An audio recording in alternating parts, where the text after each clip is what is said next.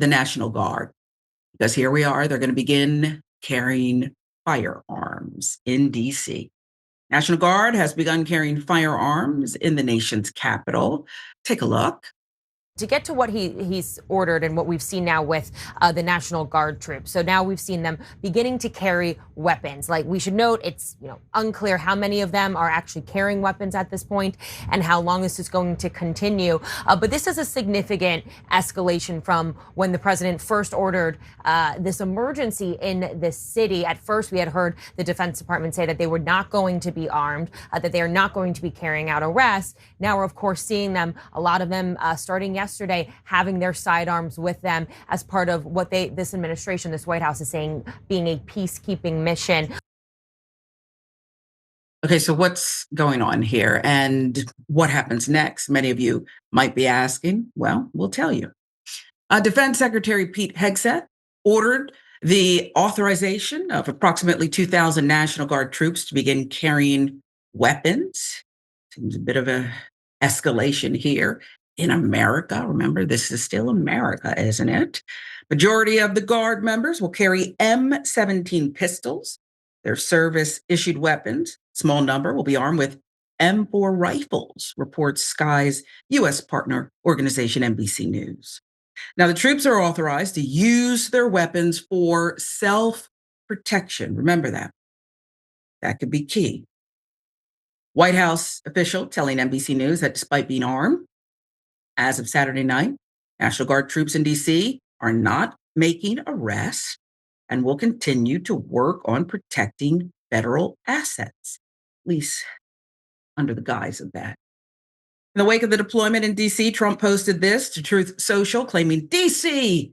is now safe again. Just like our southern border is now 100% secure, Washington, D.C., all caps, safe again. And we have just begun the process of revival.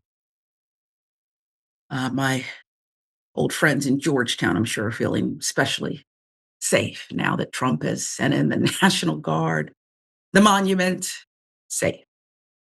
Fox's Ainsley Earhart is now pleading with Trump to send, please, Mr. President, troops to New York City.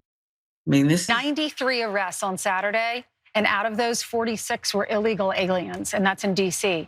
But fine, you don't want them, send them to New York, please. Please, Donald Trump, send them here, clean up these streets. Right. I welcome it. Yeah, I don't know anybody who goes to Chicago and says, this is the soul of America. They go to Chicago and go, this city used to be great. Right.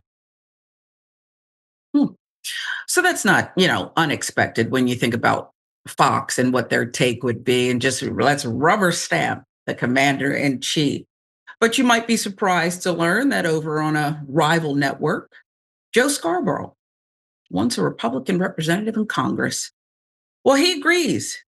Let's go ahead and send more National Guard troops to other places, like Speaker of the House Mike Johnson's district. The federal government, Congress, could get involved, work with the president, and together, as we've been talking about, Reverend Al, for a long time, figure out how to partner with the city. And that hasn't happened. And now we're talking about Chicago. We're talking about New York City.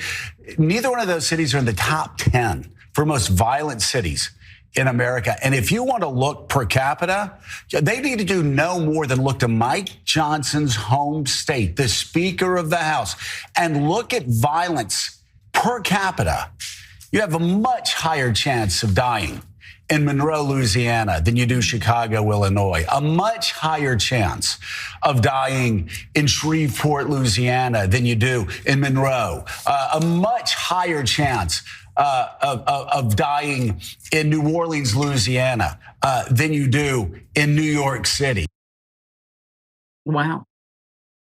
It just reminds me, I did something right early in my career. I was offered my first anchor job in Shreveport, Louisiana, and I turned it down.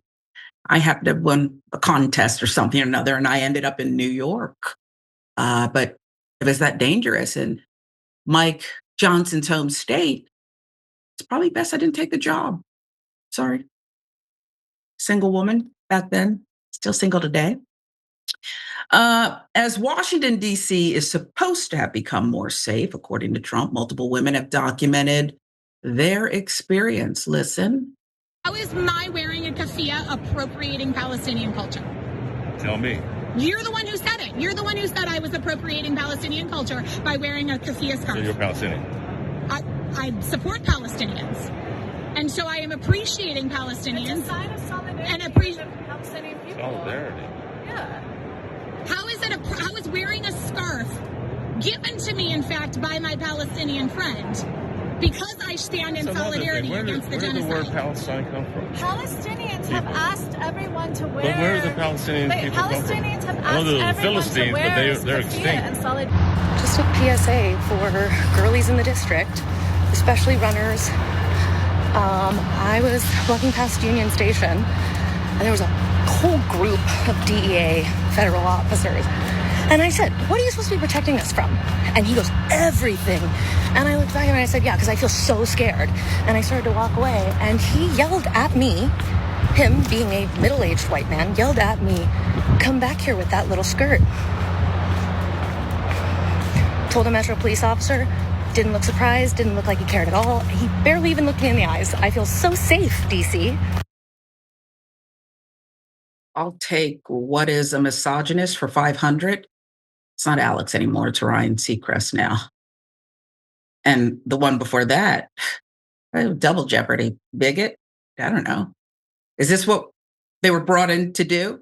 Is this what we're looking at here? Well, apparently so. Listen, having them there and this colorful show of a force just to have your way and be controlling and perpetuate narcissism is one thing. Once you arm these National Guard troops, well, that's another. And then you tell them, just like police and their immunity when it comes to, I feel threatened. Once you tell these troops, you're allowed to use your service weapons if you are protecting yourself. It seems simple, but we've been down this road before. And by the way, the women describing some of what they've experienced with these troops being on the streets of DC, disgusting, okay? But most of these men and women would prefer to be with their families. So when you have the governor of Ohio and others saying, we're going to send in, it's a farce.